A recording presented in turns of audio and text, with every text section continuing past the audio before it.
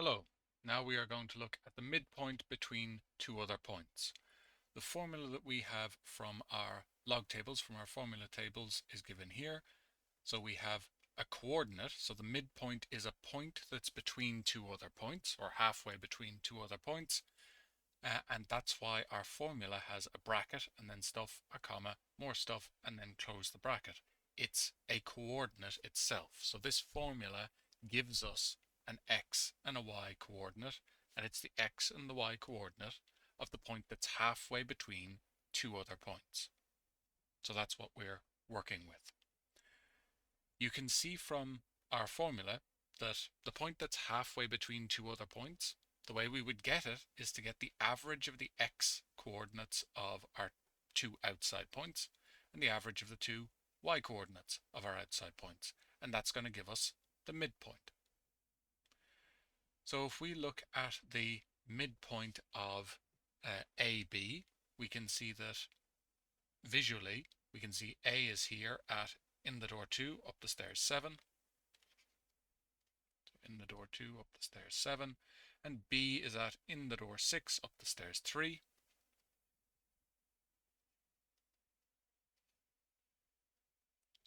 Before we get into using our formula, we should have a look and just see where we would expect the midpoint to end up being. So the midpoint is the point that's midway or halfway between these 2 points.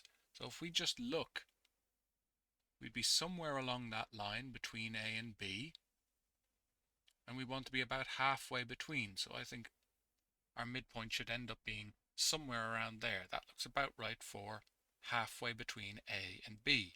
So I'm expecting my answer to be somewhere around 4, 5. So in the door 4, up the stairs 5. We'll see if our formula gives us that exact answer. So we go to our formula. We have our coordinates written down, and we're going to label them x1, y1, x2, y2 in a moment.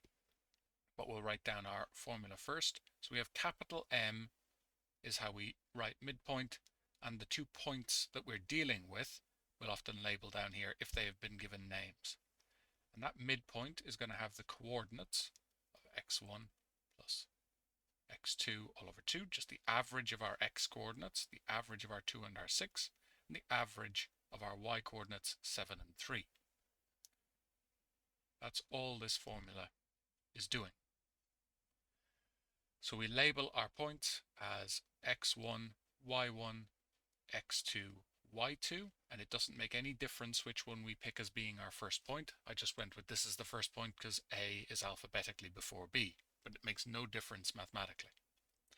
So we sub into our formula, and we have 2 plus 6, everything goes in brackets, and y1 is 7 plus 3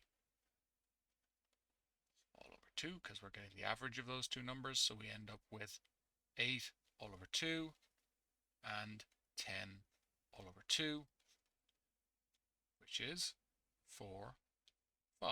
We should have our brackets around there. So again, this formula is giving us the x and the y coordinates of our midpoint. So the midpoint of AB actually ended up being exactly at in the door 4, up the stairs 5, as we predicted from looking at our picture. A more complicated use of the same idea is if we know the midpoint and one of the endpoints, could we figure out where the other end piece could be? So if we knew A and the midpoint here, could we figure out where B was based on that?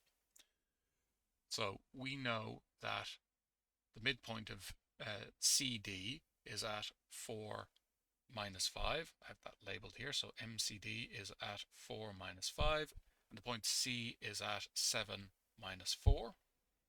Can we use that to find out where D is? So we would have C, and then somewhere in the middle we should have the midpoint of C and D. So that tells me that D must be somewhere down here. If I draw in my point, so M should be in the middle between C and D. So if we've gone that far, well, we go the same distance again on down. So I'm expecting D to be somewhere around there, just as we expected the midpoint of AB to be in the middle here, we'd expect to continue on the same distance in the same direction to end up down at D. So I think D is going to be somewhere around 1 minus 6. Let's see if our formula gives us that exact answer this time. So the way that we're going to use this is that we know that our midpoint, using our formula here, x1 plus x2 over 2, our average of our x's and our average of our y's,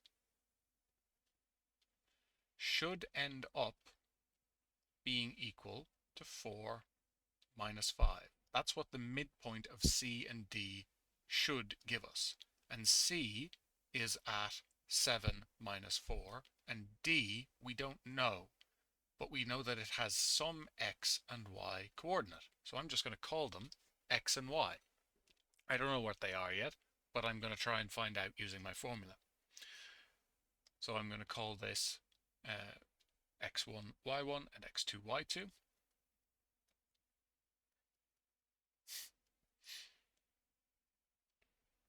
And I sub into my formula, and I have 7 plus x2 is our coordinate for D. We don't know what it is yet. And we have y2 is, y1 I should say, is minus 4, and y2 is just y, because we don't know what it is yet. And we know that that should end up being the coordinate 4 minus 5. But if we tidy that up, just get rid of the brackets really, we can't add anything. We'd have 7 plus x all over 2 should be our x coordinate, and our y coordinate should be minus 4 plus y all over 2, and that y coordinate should be minus 5. Well, I know that my x coordinate should be 4, and I know that my y coordinate should be minus 5. Well, that effectively allows me to write down two equations. I could say 7 plus x all over 2 must equal the number 4, and separately, minus 4 plus y all over 2 must equal minus 5.